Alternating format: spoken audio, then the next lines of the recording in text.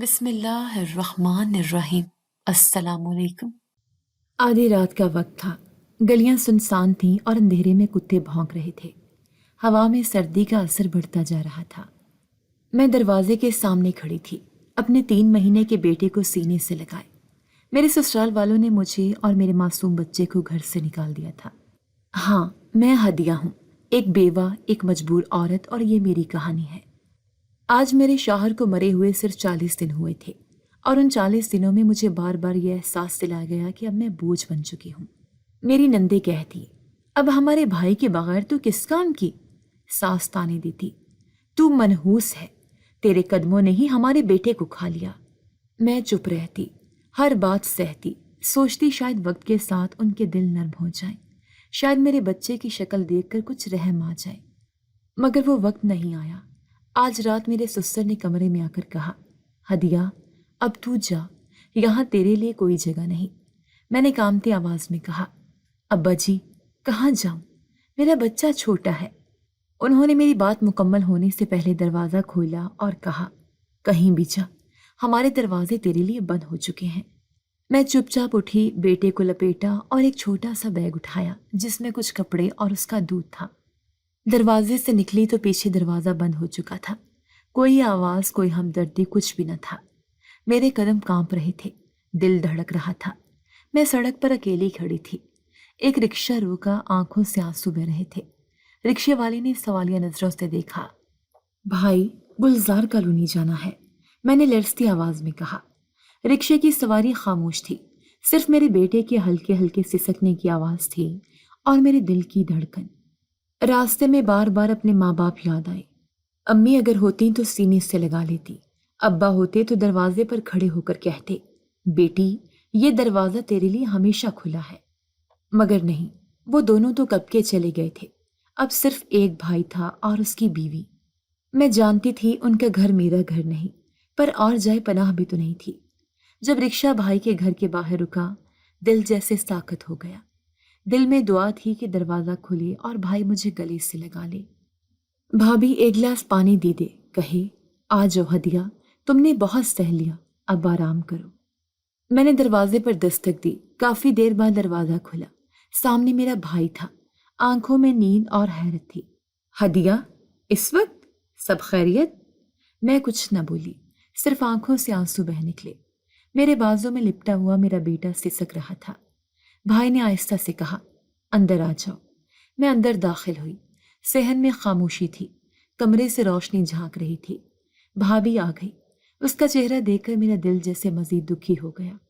اس نے اوپر سے نیچے تک مجھے دیکھا، پھر سخت لہجے میں کہا، اس وقت؟ اور ساتھ میں بچہ؟ کیا ہوا؟ سسرال نے نکال دیا؟ میں نے آنکھیں جھکا لی، دل چاہا زمین پھٹ جائے اور میں غائب ہو جاؤں۔ بھائی نے کہا، بس کچھ دن رہنے دو، پھر کچھ سوچیں گے۔ بھابھی نے تلخی سے کہا، یہ گھر میرے باپ نے دیا تھا، تم اچھی طرح جانتے ہو، اگر رہنا ہے تو میری شرطوں پر۔ میں نے کچھ نہ کہا، دل میں ایک آہ بھری۔ بھابھی نے کہا، اس کے لیے اسٹور روم کھلا ہے، ادھر ہی رہ لے گی۔ Store room? وہ چھوٹا سا کمرہ جہاں سامان رکھا جاتا تھا، دھول مٹی، ایک بوسیدہ پنکھا اور سیلن زدہ دیواریں۔ مگر میرے پاس کوئی اور چارہ نہ تھا۔ میں چپ چاپ بچے کو لے کر اس کمرے میں چلی گئی، بیٹے کو ایک پرانے کمبل پر لٹایا اور خود اس کے پاس بیٹھ گئی۔ آنکھوں میں نیند نہ تھی، دل میں سکون نہ تھا، بس ایک ہی خیال بار بار آ رہا تھا، کیا میرا قصور صرف بیوہ ہونا ہے؟ میں نے بیٹے کو سینے سے لگایا، اس کے ماتھے پر بوسہ دیا۔ وہ مجھے دیکھ کر مسکرایا۔ اس معصوم چہرے میں میرے لیے امید تھی، محبت تھی اور جینے کا حوصلہ تھا۔ میں نے سر اٹھا کر آسمان کی طرف دیکھا اور بس اتنا کہا، اے اللہ، تو سب دیکھ رہا ہے نا؟ تو سب جانتا ہے نا؟ یہ تھی میری پہلی رات میرے بھائی کے گھر میں، اور دل میں ایک دردناک آغاز، میری ایک نئی زندگی کا۔ رات کا اندھیرا بھی مکمل چھٹا بھی نہیں تھا، لیکن میری آنکھیں پوری رات جاگنے کے بعد تھکن سے بوجھل ہو چکی تھیں۔ صبح کی اذان سنائی دی اور میرے بیٹے نے بھوک سے ہلکے ہلکے کراہنے کی آواز نکالنی شروع کی۔ میں نے کپڑوں کے تھیلے سے اس کا دودھ نکالا، اسے گود میں لیا اور چھاتی سے لگا دیا۔ وہ معصوم چپ ہو گیا، لیکن میری آنکھوں میں آنسو آ گئے۔ مجھے یاد آیا، شادی کے بعد اسی گھر سے خوشی خوشی رخصت ہوئی تھی۔ کتنی امیدیں تھیں، کیسا خواب تھا زندگی کا، مگر اب وہی در و دیوار میرے لیے اجنبی ہو چکے تھے۔ کمرے سے باہر نکلی تو بھابھی پہلے ہی کچن میں موجود تھی۔ اس نے ایک سرد نگاہ ڈالی، جیسے میری موجودگی اسے ناگوار گزری ہو۔ نہ تم مہمان ہو، نہ یہ کوئی خیرات کا گھر ہے، یاد رکھنا۔ یہاں صرف وہی چلے گا جو میں کہوں گی۔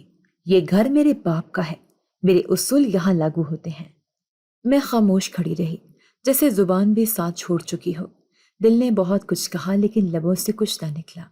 بھائی صحن میں آیا اور مجھے دیکھ کر تھوڑا رکا، پھر آہستہ سے بولا، ہدیہ، بھابھی جیسی بھی ہیں برداشت کر لینا، کم از کم چھت تو ملی ہے تمہیں اور تمہارے بیٹے کو۔ شکایت مت کرنا، ورنہ مجھ سے کچھ نہ مانگنا۔ دل جیسے سینے میں بیٹھ گیا، میں نے صرف گردن ہلا دی۔ بھابھی نے مجھے چھوٹے موٹے کاموں میں لگائے رکھا، کبھی برتن دھونا، کبھی کپڑے پھیلانا، کبھی بچے کو سنبھالتے سنبھالتے صحن دھونا۔ بیٹا اسٹور روم میں اکیلا لیٹا رہا، کبھی رو پڑتا تو میں بھاگ کر جاتی، اسے تھپک کر سلانے کی کوشش کرتی۔ ایک دن میں برتن دھو رہی تھی کہ بچے کے رونے کی آواز آئی۔ میں جلدی سے ہاتھ دھو کر کمرے کی طرف بڑھی، مگر راستے میں بھابھی سامنے آ گئی۔ کہاں جا رہی ہو؟ بچہ رو رہا ہے، میں نے جلدی سے کہا۔ اس کی آنکھوں میں سختی آ گئی۔ کام ختم کرو، پھر جو مرضی کرنا، یہاں رہنا ہے تو میری بات مانو، بچے کو رونے دو، مر تو نہیں جائے گا۔ میرے دل میں جیسے چھریاں چل گئی، مگر میں کچھ نہ کہہ سکی۔ واپس آ کر برتن دھونا شروع کر دیا۔ آنکھوں سے آنسو بہتے جا رہے تھے، پر میں جانتی تھی کوئی ان کی پرواہ نہیں کرے گا۔ رات کو جب سب سو چکے، میں چپکے سے اسٹور روم گئی۔ میرا بچہ رو رو کر بے حال ہو چکا تھا۔ میں نے اسے گود میں لیا، سینے سے لگایا اور وہ بھوکے منہ چپ ہو کر سو گیا۔ میں اس کے ننھے ہاتھ چوم کر بس یہی کہتی رہی، معاف کرنا بیٹا، ماں کچھ بھی نہیں کر سکتی، ابھی کچھ بھی نہیں۔ آسمان پر ستارے ٹمٹما رہے تھے اور میرا دل سوال کر رہا تھا کہ آخر میں نے کیا گناہ کیا تھا؟ بیوہ ہونا جرم ہے یا ماں ہونا یا صرف عورت ہونا؟ صبح جب سب ناشتہ کر رہے تھے، مجھے صرف بچی کھچی سوکھی روٹی دی گئی۔ چائے، وہ تو شاید میرے لیے حرام تھی۔ میں نے اپنے بیٹے کو وہ روٹی پانی میں نرم کر کے کھلائی اور خود چپ چاپ صحن دھونے لگی۔ کئی دن گزر گئے اور میرے لیے وہ اسٹور روم قید خانہ بن چکا تھا۔ رات کو چھت سے پانی ٹپکتا اور دن بھر اندر دھول اڑتی رہتی۔ میرا بیٹا اب بھی کمزور تھا، اکثر بیمار رہتا، اور میں دوا کے لیے بھائی سے کہتی تو وہ آنکھ بچا کر تھوڑا بہت لا دیتا۔ میری ہڈیاں بولنے لگی، آنکھوں کے نیچے سیاہ ہلکے گہرے ہوتے گئے۔ میری حالت دن بدن بگڑتی جا رہی تھی، لیکن میری زبان پر صرف ایک دعا تھی، اے اللہ، تو سب دیکھ رہا ہے، تو انصاف کرنے والا ہے۔ اور میں نے طے کر لیا تھا کہ جب تک سانس ہے میں برداشت کروں گی، صبر کروں گی، لیکن ہار نہیں مانوں گی۔ صبح سورج کی روشنی صحن پر پھیل چکی تھی، مگر میرے لیے ہر دن ایک جیسا تھا، اندھیرے، تھکن اور خاموش آنسوں سے بھرپور۔ اسٹور روم سے نکل کر کچن کی طرف جاتے ہوئے میرے قدم بھاری لگتے، جیسے ہر قدم میرے وجود پر سوال کرتا ہو۔ آج بھی بھابھی اپنی صبح کی مخصوص بے رخی کے ساتھ بولی، ناشتہ بناؤ، صفائی کرو، کپڑے دھو، پھر بچے کے پاس جانا، یاد رکھنا یہاں تم مہمان نہیں ہو۔ میں نے ہلکی سی جی کی آواز نکالی اور کام میں جت گئی۔ بیٹا جب 6 مہینے کا ہو چکا تھا، ساری رات بخار میں تپتا رہا۔ اس کی سانسیں کبھی تیز ہو جاتی، کبھی مدھم، اور میں خود کو بس ایک ہی جملہ میں دلاسا دیتی، بس اللہ ہے، وہ سب سنبھالے گا۔ کچن میں چولہا جلایا، آٹے میں پانی ملایا، چائے کے لیے پتی رکھی، ہاتھ خود بخود چل رہے تھے، پر دل اسٹور روم کی طرف اڑا جا رہا تھا۔ مجھے اپنے بچے کی سسکیاں صاف سنائی دے رہی تھی، امی، امی۔ میرے دل میں ایک کانٹے کی طرح چبھنے والی آواز گونجی، جیسے وہ ننھی روح مجھے پکار رہی ہو۔ جب میں چائے ابال کر پیالوں میں ڈالنے لگی تو میں نے ہمت کی اور بولی، بھابھی، میں بس 2 منٹ کے لیے بچے کو دیکھا ہوں، پھر کام مکمل کر لوں گی۔ رات سے تپ میں ہے۔ اس نے گھور کر دیکھا اور چائے کی پیالی میرے ہاتھ سے لیتے ہوئے سختی سے بولی، جب تک برتن دھو کر کپڑے پھیلا نہ لو، بچے کے پاس جانے کی ضرورت نہیں۔ تمہارا بچہ تمہاری ذمہ داری ہے، پر یہ گھر میرا ہے، پہلے میرے کام کرو، پھر جو مرضی کرنا۔ میری پلکیں بھیگ گئیں، مگر میں نے سر ہلا کر خاموشی اختیار کی۔ ہر پل جیسے سوئی کی طرح دل میں چبھ رہا تھا۔ ماں کی ممتا مجبور تھی، پر عزت اور چھت کی بھیک نے زبان بند کر دی تھی۔ برتن دھوتے ہوئے مجھے محسوس ہوا جیسے اندر سے کوئی پکار رہا ہو۔ ہاتھ رک گئے۔ میں صحن پار کر کے اسٹور روم کی طرف دوڑی۔ بھابھی کی آواز پیچھے سے بلند ہوئی، واپس آؤ، میں نے اجازت نہیں دی۔ مگر اب صبر کی حد پار ہو چکی تھی۔ میں دروازہ کھول کر اندر گئی تو میرا بچہ بے ہوش پڑا تھا، ہونٹ خشک، سانسیں مدھم اور جسم تپ رہا تھا۔ دل جیسے کلیجے سے باہر آ گیا۔ میں گھٹنوں کے بل گر گئی، اسے گود میں اٹھایا، اپنے سینے سے لگایا۔ بیٹا، میری جان، میری سانس، اٹھو، ماں آئی ہے۔ میرے آنسو اس کے ماتھے پر گرنے لگے۔ میں نے اسے خود سے چمٹا لیا، شاید میرے جسم کی حرارت اس کی سرد ہوتی سانسوں کو جگا دے۔ میرے لب مسلسل اللہ سے فریاد کر رہے تھے، یا اللہ، میرے بچے کو بچا لے، تو ہی میرا سہارا ہے۔ پیچھے سے بھابھی دروازے پر آ گئی، اس کی آواز میں سرد مٹی کی سی ٹھنڈک تھی۔ اب کیا ڈرامہ کر رہی ہو؟ اگر اتنی ہی فکر ہے تو کام مت کرو، لیکن یاد رکھو کل کا کھانا نہیں ملے گا۔ میں نے نگاہ اٹھا کر اس کی طرف دیکھا، پر کچھ نہ کہا۔ مجھے بس اپنے بیٹے کی سانسیں واپس لانی تھی۔ میں نے اسے سینے سے لگایا اور ایک پرانا کمبل اڑا دیا۔ تھوڑی دیر میں اس کی آنکھیں آہستہ آہستہ کھلنے لگی اور میری جان میں جان آئی۔ وہ ہلکی آواز میں بولا، مم۔ میں نے اس کے ماتھے کو چوما۔ وہ دن معمول کے دنوں جیسا ہی تھا، بھابھی کے تن مزاج، گھر کے بے شمار کام اور اسٹور روم کی تنہائی۔ لیکن اس دن کچھ ایسا ہوا جو میرے دل کے کسی کونے میں چھپے سکون کو بھی روند گیا۔ میرا بیٹا بخار سے کچھ سنبھل چکا تھا، چہرے پر زردی تھی مگر آنکھوں میں زندگی کی چمک واپس آ رہی تھی۔ میں نے صبح کے وقت حسب معمول صفائی ستھرائی شروع کی جب بھابھی نے اچانک دروازے سے آواز دی، ہدیہ، ذرا جلدی چائے بنا دو، میرا بھائی آ رہا ہے۔ میں نے اس بات میں سر ہلایا اور چولہے پر کیتلی رکھ دی۔ دل میں عجیب سی بے چینی تھی جو بغیر کسی وجہ کے بڑھتی جا رہی تھی۔ شاید یہ میرے اندر کی عورت تھی جو آنے والے طوفان کا اندازہ لگا چکی تھی۔ تھوڑی دیر بعد دروازے سے مردانہ کہکے کی آواز آئی۔ میں کچن سے جھانک کر دیکھنا نہ چاہتی تھی، لیکن آواز سن کر اندازہ ہو گیا کہ بھابھی کا بھائی آ چکا ہے۔ چائے تیار ہوئی تو بھابھی نے سختی سے کہا، صحن میں جا کر بھائی کو چائے دیا، وہ تمہیں بلا رہے ہیں۔ میرے دل میں جھجک تھی لیکن انکار کی گنجائش نہیں تھی۔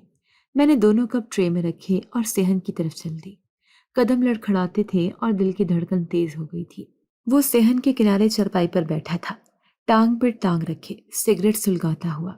نظر میری طرف اٹھی تو اس کی آنکھوں میں ایک ایسی چمک تھی جو کسی عزت دار عورت کو کانپنے پر مجبور کر دے۔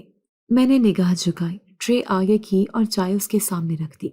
اسی لمحے اس نے نرمی سے میرے ہاتھ پر ہاتھ رکھا، نہایت آہستگی سے، جیسے اتفاقاً چھو لیا ہو، لیکن میں جانتی تھی یہ اتفاق نہیں تھا۔ وہ ہاتھ جو میری انگلیوں کو دبانے لگا، میرے جسم میں خوف کی لہر دوڑا گیا۔ میں نے جھٹکے سے ہاتھ پیچھے کیا اور فوراً پیچھے ہٹی۔ کچن میں گھی کی تیز خوشبو پھیلی ہوئی تھی، ہاتھ آٹے سے لت پت تھے اور دل مسلسل کسی انجانی گھبراہٹ میں ڈوبا ہوا۔ پچھلے دن جب بھابھی کے بھائی نے میرے ہاتھ پر اپنا ہاتھ رکھا تھا، تب سے دل میں ایک بے نام سا خوف ٹھہر گیا تھا۔ میں نے وہ بات کسی سے نہیں کہی، نہ بھائی سے نہ کسی اور سے۔ کسے کہتی؟ میرے لیے تو پہلے ہی یہ گھر ایک بوجھ بن چکا تھا۔ اگر اس بات کا ذکر کرتی تو الزام بھی شاید مجھ پر ہی آتا۔ تم نے اسے موقع دیا ہوگا، یہ جملہ مجھے پہلے ہی سنائی دے رہا تھا۔ اس دن صبح جلدی بھابھی نے کہا، آج رات بھائی جا رہا ہے، کھانے کا خاص انتظام ہونا چاہیے۔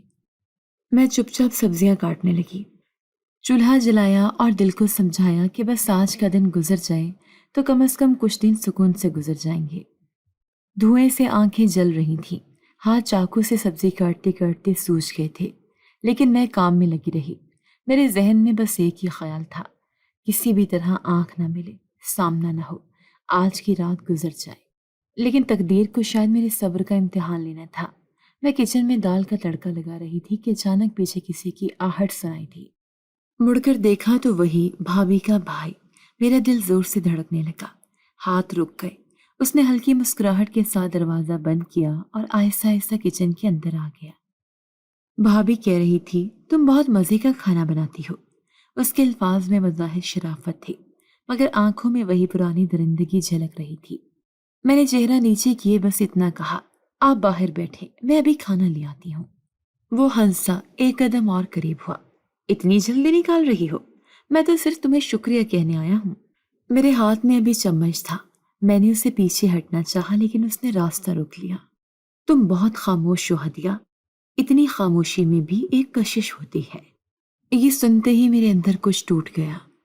میں نے ساری زندگی برداشت کیا تھا، خاموشی سے سب ظلم سہتی رہی، مگر اب برداشت کی انتہا ہو چکی تھی۔ میں نے دونوں ہاتھوں سے چمچ پھینکا اور اپنے دائیں ہاتھ سے اس کے چہرے پر زوردار تھپڑ رسید کر دیا۔ کچن میں ایک لمحے کے لیے مکمل خاموشی چھا گئی۔ اس کا چہرہ سرخ ہو گیا، آنکھوں میں غصہ بھڑکنے لگا۔ تم نے میری توہین کی ہے، تمہیں لگتا ہے تم بچ جاؤ گی؟ میں نے کپ کپاتی آواز میں کہا۔ میں خاموش تھی، مجبور تھی، مگر بے غیرت نہیں ہوں، دفع ہو جاؤ یہاں سے۔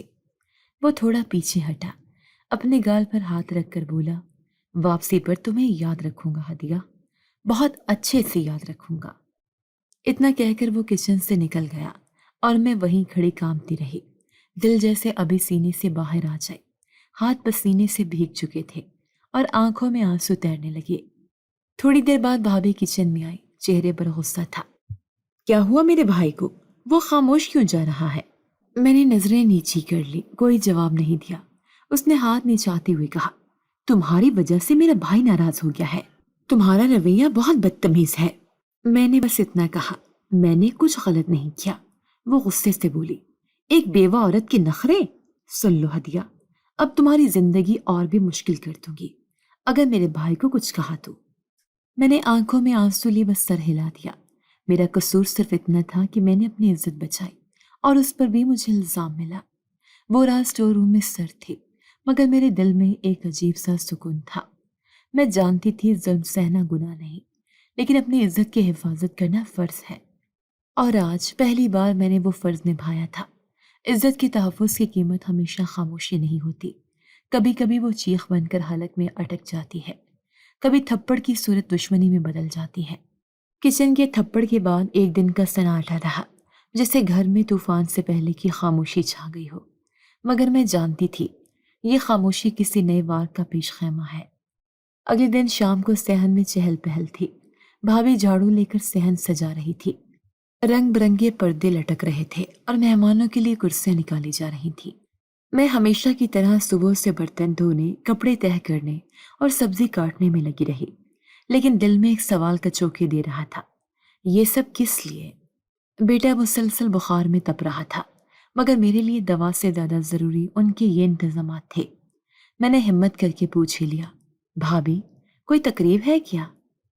اس نے ایک طنزیہ ہنسی کے ساتھ میری طرف دیکھا۔ ہاں، میں لاد رکھ رہی ہوں، اللہ کا شکر ادا کرنے کے لیے کہ میرے بھائی خیر خیریت سے شہر پہنچ گئے، اور ہاں یاد رکھنا تم اس تقریب میں شامل نہیں ہوگی۔ میں نے حیرت سے کہا، کیوں بھابھی؟ اس کی آنکھوں میں نفرت صاف جھلک رہی تھی۔ کیوں؟ کیونکہ تم بدبخت ہو، اپنے شوہر کو کھا گئی، تمہارا سایہ بھی ہماری خوشیوں پر منحوس ہے۔ اگر تم نے صحن میں قدم رکھا تو مہمانوں کو تمہاری نحوست لگ جائے گی۔ میری زبان ساکت ہو گئی، دل دھک سے رہ گیا۔ اتنی نفرت، اتنی سنگ دلی، کیا بیوگی واقعی اتنا بڑا جرم ہے؟ میں نے کچھ کہنے کی کوشش کی، لیکن لفظ گلے میں پھنس گئے۔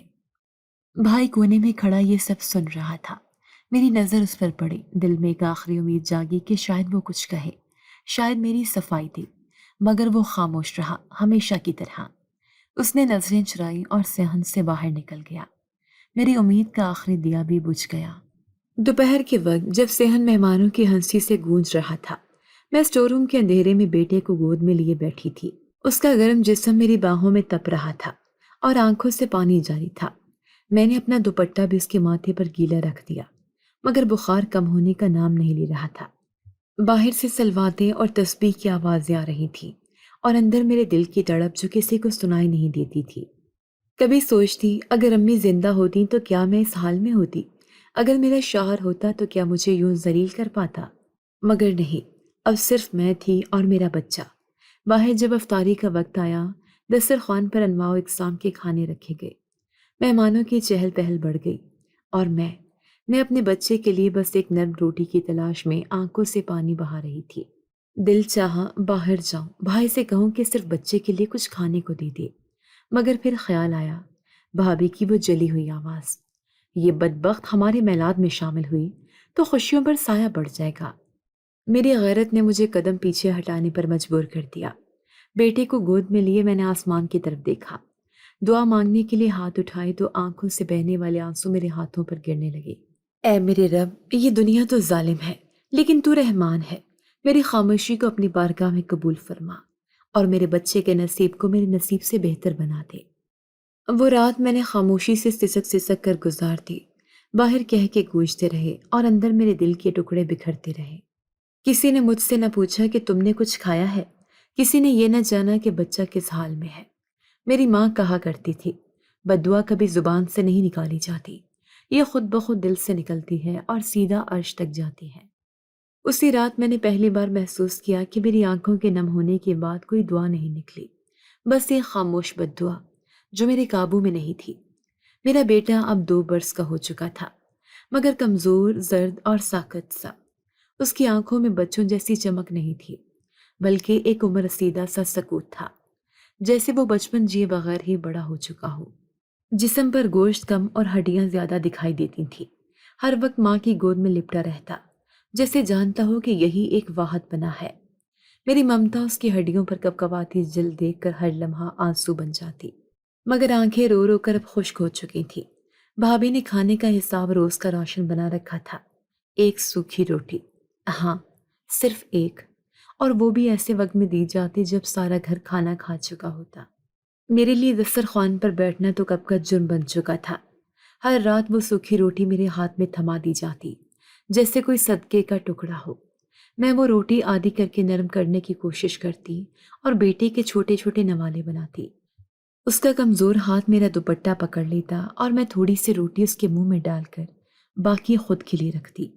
لیکن جب وہ میری طرف دیکھ کر کہتا، امی اور کھاؤ نا، تو میں وہ باقی بچی ہوئی روٹی بھی اس کے ہاتھ میں تھما دیتی اور خود خاموشی سے پانی پی لیتی، پانی جو میری بھوک کو دھوکہ دیتا اور میرے وجود کو ایک دن اور گزارنے کی طاقت دیتا۔ رات کو جب سونے لگتی تو بیٹے کا جسم میرے ساتھ چمٹ جاتا، میری پسلیوں سے اس کی پسلیاں لگتی اور میں رات بھر اس کی گرم سانسیں محسوس کرتی رہتی۔ کبھی کبھی وہ نیند میں بھی بولتا، امی بوٹی کھاؤں گا نا، اور میں دیوار کی طرف منہ چھپا کر سسکنے لگتی۔ میرے پاس صرف ایک دعا تھی، یا اللہ میرے بیٹے کے نصیب کو مجھ سے بہتر لکھ دے۔ ایک دن ایسا آیا کہ وہ شدید کمزوری سے نڈھال ہو گیا، چلتے چلتے گر پڑتا، بات کرتے کرتے ہانپنے لگتا۔ میں نے بھائی سے دوا کے لیے کہا تو اس نے نظریں چرا کر کہا، بھابھی اجازت نہیں دے گی، میں بس اتنا کر سکتا ہوں کہ تمہیں پانی دوں۔ پانی؟ کیا ایک ماں اپنے بچے کو پانی پلا کر جلا سکتی ہے؟ کبھی کسی شام کو کوئی مہمان آتا تو کھانے کی خوشبو سارے گھر میں پھیل جاتی۔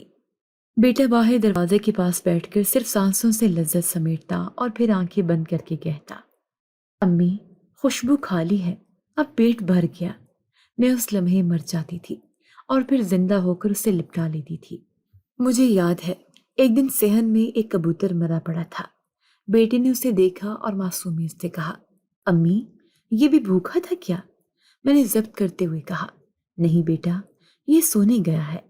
بھوک جب جسم کو کمزور کرتی ہے تو روح کو بھی زخمی کر دیتی ہے۔ میرے جسم کا گوشت کم ہوتا جا رہا تھا، چہرے پر زردی چھا گئی تھی اور آنکھوں کے گرد سیاہ ہلکے میرے حالات کی گواہی بن چکے تھے۔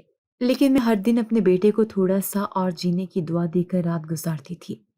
عید کا دن بھی آیا، مگر ہمارے اسٹور روم میں وہی پرانی چادر بچھی تھی اور وہی ایک روٹی جسے میں نے بیٹے کو دے کر خود پانی پیا۔ باہر سے ہنسی خوشی، تحفے، نئے کپڑوں کی خوشبو آتی رہی اور اندر میرے بیٹے نے مجھے گلے لگا کر کہا، امی کیا اگلی عید پر ہم بھی اچھے کپڑے پہنیں گے؟ میں نے کانپتے ہاتھوں سے اس کے سر پر ہاتھ پھیرا اور کہا، انشاءاللہ بیٹا، تمہاری قسمت میں بہت کچھ اچھا لکھا ہے۔ اور دل میں سوچا، میری دعائیں کبھی تو عرش تک پہنچ جائیں گی، کبھی تو انصاف ہوگا، کبھی تو میری قربانی رنگ لائے گی۔ رات کے 11 بج چکے تھے، آسمان پر کالے بادل چھائے ہوئے تھے اور ہر تھوڑی دیر بعد بجلی چمکتی ہوئی چھوٹے سے اسٹور روم کی دیواریں تھر تھرا اٹھتیں۔ بارش کے پہلے قطرے زمین پر گرتے ہی چھت سے ایک مخصوص ٹپکنے کی آواز آنا شروع ہو گئی۔ یہ وہی آواز تھی جو پچھلے کئی موسموں سے میرا پیچھا کرتی آ رہی تھی، پہلے ہلکی، پھر مسلسل اور پھر اذیت ناک۔ میرے بیٹے کو آج دن بھر بخار تھا اور وہ میرے پہلو میں کمبل میں لپٹا پڑا تھا۔ جیسے ہی ٹپکنے کی رفتار بڑھی، میں نے آسمان کی طرف دیکھا اور کہا، یا اللہ آج کی رات آسان کر دی، لیکن شاید یہ بھی آزمائش کی ایک اور شب تھی۔ بارش کی شدت آہستہ آہستہ بڑھنے لگی اور پھر وہ لمحہ آیا جب چھت کے کونے سے پانی سیدھا ہمارے بستر پر ٹپکنے لگا۔ میں نے گھبرا کر بیٹے کو اٹھایا اور کمبل سمیت کمرے کے دوسرے کونے کی طرف سے رکھ گئی، لیکن وہ کونا بھی زیادہ دیر تک محفوظ نہ رہا۔ پانی دیواروں سے رسنے لگا اور کمرے کی ٹھنڈی مٹیلی فضا میں سردی کی شدت بڑھنے لگی۔ میرا بیٹا کب کب آ رہا تھا، اس کی سانسیں تیز ہو چکی تھیں۔ میں نے اسے سینے سے لگا کر سختی سے تھام لیا، مگر اس کا گرم جسم اور باہر کی سرد ہوا ایک عجیب سا تضاد پیدا کر رہے تھے۔ امی، پانی گر رہا ہے، وہ دھیرے سے بولا۔ میرے ضبط کی دیوار ہلنے لگی۔ میں نے کمبل کو پھیلایا، دیوار کی طرف بیٹے کو رخ دے کر اپنی پیٹھ بارش کی طرف کر لی اور دھیرے سے اس کے کان میں کہا، بس تھوڑی دیر کی بات ہے بیٹا، ابھی سب ٹھیک ہو جائے گا۔ مگر جب پانی نے پورے کمرے کو گھیر لیا اور ہمارا بستر بھیگ کر ناقابل استعمال ہو گیا تو میرے صبر کا بندھن ٹوٹ گیا۔ میں نے بیٹے کو گود میں اٹھایا، ایک چادر اوڑھی اور ننگے پاؤں سیہ نبور کر کے بھائی کے کمرے کے دروازے پر دستک دی۔ ہاتھ بار بار دروازے پر پڑ رہے تھے، آواز رندی ہوئی تھی، بھائی دروازہ کھولو، بچہ بھیگ رہا ہے، خدا کے لیے۔ اندر سے آہٹ سنائی دی۔ دل کو تھوڑی تسلی ہوئی کہ شاید اب دروازہ کھلے گا، شاید بھائی آج اپنے دل کی آواز سنے گا۔ مگر اگلے ہی لمحے بھابھی کی آواز گونجی، تیز، کٹیلی اور ظالم، مت کھولو، اس گند کو باہر رہنے دو، جو اپنے نصیب کا بوجھ ہے وہ خود ہی سہے۔ دروازہ بند رہا۔ خاموشی نے میرے سینے میں گھٹنے لگے درد کو اور بڑھا دیا۔ میرے ہاتھ دروازے پر ساکت رہ گئے۔ بیٹے کی سانسیں تیز ہو گئی اور اس کا ننھا جسم میرے بازوں میں تھر تھر کانپنے لگا۔ امی، مجھے سردی لگ رہی ہے، اس نے روتے ہوئے کہا۔ میں دیوار کے ساتھ لگ کر بیٹھ گئی۔ بارش میرے اوپر گر رہی تھی، چادر گیلی ہو چکی تھی اور میں بیٹے کو سینے سے لگا کر اس کی کپکپاہٹ روکنے کی کوشش کر رہی تھی۔ کبھی کبھی دل چاہتا تھا کہ چیخ کر آسمان سے پوچھوں، آخر کب تک یہ اذیت؟ مگر میرے لب بند تھے اور آنکھیں بھیگی ہوئی۔ کچھ دیر بعد بیٹے نے آنکھیں بند کر لی۔ اس کے جسم کی لرزش آہستہ آہستہ کم ہو گئی اور وہ میری گود میں جیسے نیم بے ہوشی میں چلا گیا۔ میری سانس رکنے لگی۔ میں نے فوراً اس کا چہرہ تھاما، اسے جھنجھوڑا، بیٹا بات کرو، آنکھیں کھولو۔ اس نے ہلکی سی آہ بھری اور کمزوری سے میری طرف دیکھا۔ امی، میں ٹھیک ہوں، بس سونا ہے۔ میری چیخ اندر ہی اندر گھٹ کر رہ گئی۔ میں نے اسے زور سے لپٹا لیا، اپنے کندھے سے اس کا چہرہ ڈھانپا اور آسمان کی طرف آنکھیں اٹھا کر صرف اتنا کہا، اے میرے رب، بس ایک رات کی چھت دے دے، ایک رات، میرا بچہ مر جائے گا۔ مگر اس رات نہ وہ دروازہ کھلا، نہ چھت ملی اور نہ ہی کوئی ہمدرد ملا۔ صبح جب آسمان صاف ہوا اور سورج کی ہلکی روشنی صحن میں پڑی، تب دروازہ کھلا۔ بھائی نے دروازے سے جھانک کر ہمیں دیکھا اور خاموشی سے پلٹ گیا۔ بھابھی نے طنزیہ ہنسی کے ساتھ کہا، دیکھا، جیسے بچپن میں کیچڑ میں کھیلتی تھی، ویسے ہی قسمت بھی اسی کیچڑ میں ہے۔ میں نے کچھ نہ کہا، بیٹے کو اٹھایا، کمرے میں واپس آئی اور دل میں سوچا، اب کوئی دروازہ نہیں کھٹکھٹاؤں گی، اب صرف اللہ کو پکاروں گی۔ صبح کی دھندلکی نے جب آسمان پر ہلکی سی روشنی بکھیری، تب بھی میرے کمرے کی دیواروں پر نمی جمی ہوئی تھی۔ چادر اب بھی گیلی تھی اور میں بیٹے کو اس میں لپیٹ کر اپنے ساتھ لگائے بیٹھی تھی، جیسے اپنے آپ کو اس دنیا سے بچا رہی ہوں۔ اس کی سانسیں تیز تھیں، پیشانی پر پسینہ، ہونٹ خشک اور آنکھیں بند، مگر نیند میں نہیں، بخار میں۔ میں اس کے بال سہلا رہی تھی اور دل کے اندر سے بے اختیار ایک دعا بار بار نکل رہی تھی، یا اللہ، اسے بچا لے، تو نے ہی مجھے ماں بنایا، تو ہی اب میری ممتا کا محافظ ہے۔ رات جو کٹ گئی وہ جسمانی اذیت سے زیادہ روح کا امتحان تھی۔ بیٹے کا جسم گرم تھا اور میرا دل ٹھنڈا۔ میں بار بار اس کی سانسیں چیک کرتی، نبض دیکھتی اور خود کو تسلی لیتی کہ ابھی زندہ ہے، لیکن یہ تسلی لمحہ با لمحہ بکھرتی جا رہی تھی۔ اسی بیچ صحن میں آہٹ ہوئی۔ میں نے دروازے کی در سے دیکھا، بھائی دبے پاؤں چلتا ہوا اسٹور روم کے قریب آیا۔ دروازہ دھیرے سے کھٹکھٹایا، جیسے ڈر رہا ہو کہ کہیں کسی کو پتہ نہ چل جائے۔ میں نے دروازہ کھولا، میرے ہاتھ کپ کپا رہے تھے، آنکھوں میں رات بھر کی نمی ابھی باقی تھی۔ اس نے اندر قدم رکھا اور آہستہ سے کہا، ہدیہ، اسے دوا دے دو، بھابھی کچن میں ہے، اسے پتہ نہیں چلے گا۔ اس کے ہاتھ میں ایک چھوٹی سی شیشی اور کچھ گولیاں تھیں۔ میں نے وہ چیزیں لے لی اور بغیر کچھ کہے بیٹے کو دوا پلانے لگی۔ دوا پلانے کے دوران میری انگلیاں کانپ رہی تھیں، لیکن بیٹے کے ہونٹوں پر تھوڑی حرکت آئی، جیسے اس نے کچھ نگلا ہو یا شاید میری دعا قبول ہونے لگی ہو۔ بھائی پاس بیٹھ گیا، میری طرف دیکھا اور کچھ دیر خاموش رہا، پھر بہت دھیمے لہجے میں بولا، ہدیہ، دیکھو میں سمجھتا ہوں تم بہت کچھ سہ رہی ہو، لیکن یہ گھر بھابھی کا ہے، میرے بس میں نہیں کہ تمہیں الگ جگہ دوں۔ میں نے نگاہ اٹھا کر اسے دیکھا، وہی بھائی جس کی انگلی پکڑ کر میں بچپن میں چلنا سیکھتی تھی، آج میرے سامنے شرمندہ بیٹھا تھا۔ میں نے بہت کچھ کہنا چاہا، پر زبان نے ساتھ نہ دیا۔ آنکھوں سے دو موٹے آنسو ٹپکے اور بیٹی کے ہاتھ پر جا گرے۔ میں جانتا ہوں تمہیں یہ سب نہیں سہنا چاہیے تھا، لیکن میں مجبور ہوں ہدیہ۔ میری آواز ٹوٹی پھوٹی سے نکلی۔ آپ مجبور ہیں، لیکن میں تو ماں ہوں، مجھے کوئی اختیار نہیں، صرف صبر ہے۔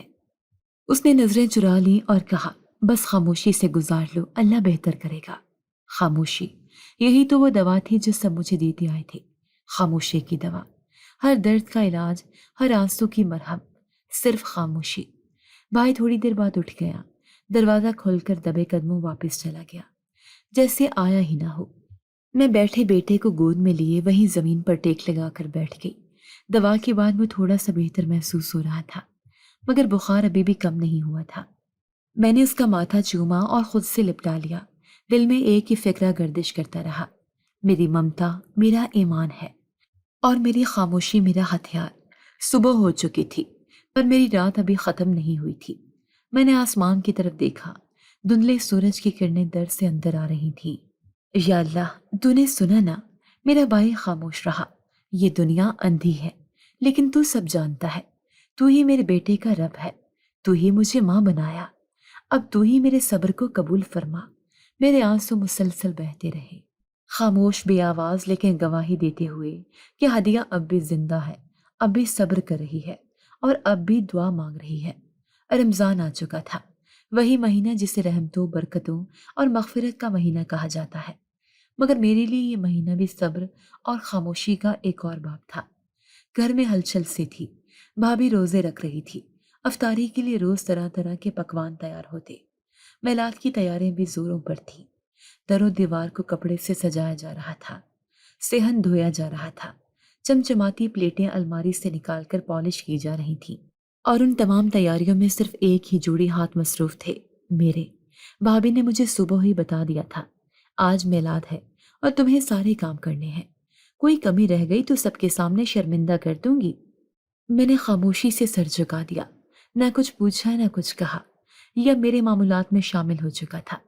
دن بھر میں نے صفائیاں کی، شربت تیار کیا، دہی بھلے پھینٹے، فروٹ چاٹ میں سیب اور کیلے کاٹتی رہی، چکن فرائی کے لیے مسالہ تیار کیے، اور جب سالن پکنے کی خوشبو پورے گھر میں پھیلنے لگی تب میرا بیٹا صحن میں آ کر میرے پاس بیٹھ گیا۔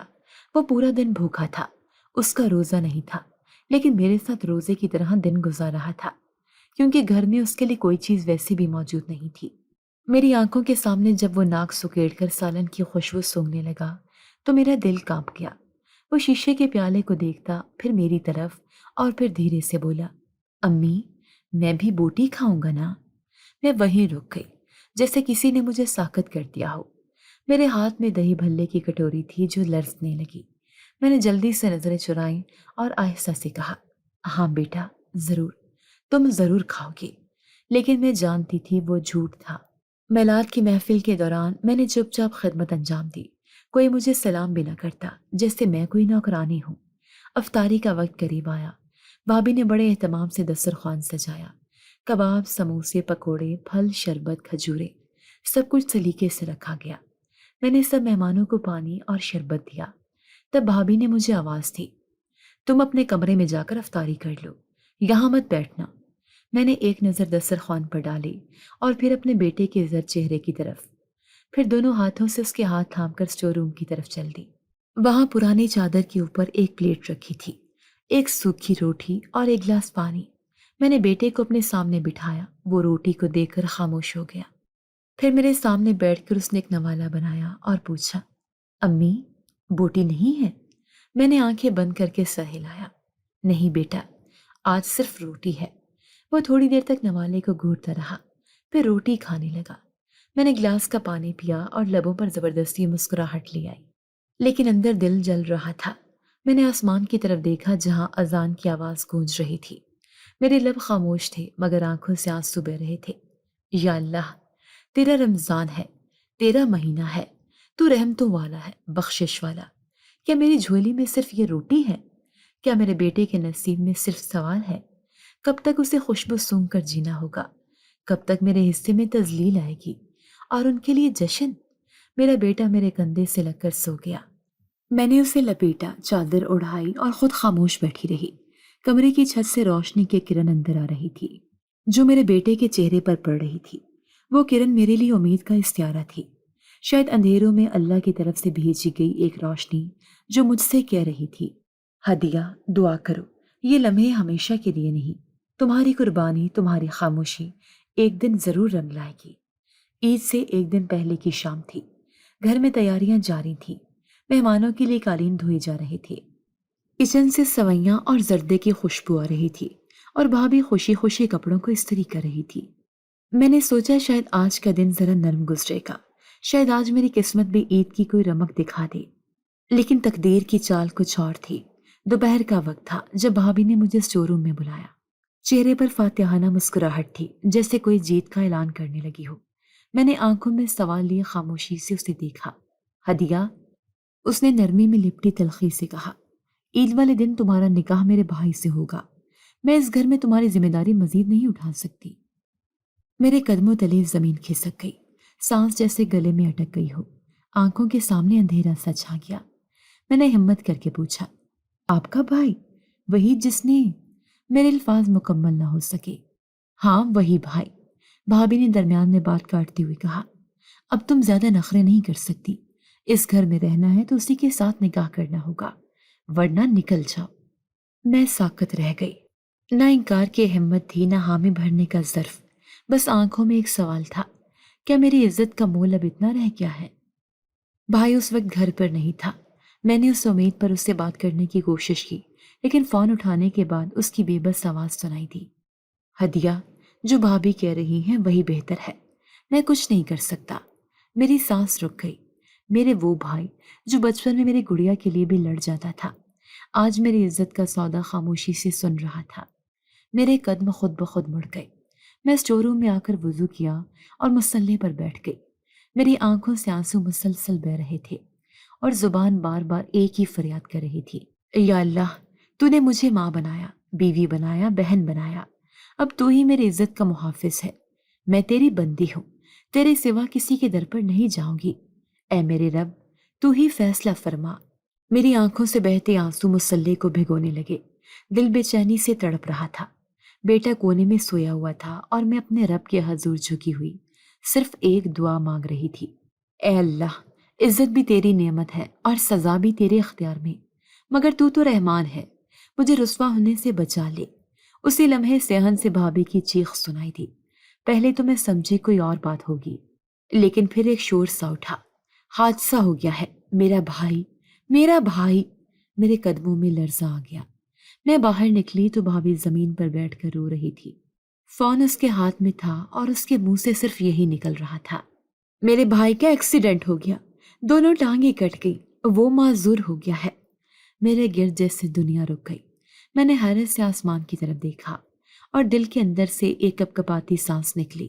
میری دعا، میری فریاد سنی گئی۔ بھابھی کی چیخیں پورے محلے میں سنائی دے رہی تھی۔ وہ کہہ رہی تھی، اس عورت کا سایہ میرے بھائی پر پڑا، اسی نے بد دعا دی، اسی کی نحوست ہے۔ لیکن میں جانتی تھی میں نے بد دعا نہیں دی تھی، میں نے بس اپنے رب سے دعا مانگی تھی اور رب العزت نے میری فریاد کو سن لیا تھا۔ اس رات اسٹور روم میں اندھیرا تھا، خاموشی تھی، لیکن میرے دل میں پہلی بار ایک روشنی جاگی تھی۔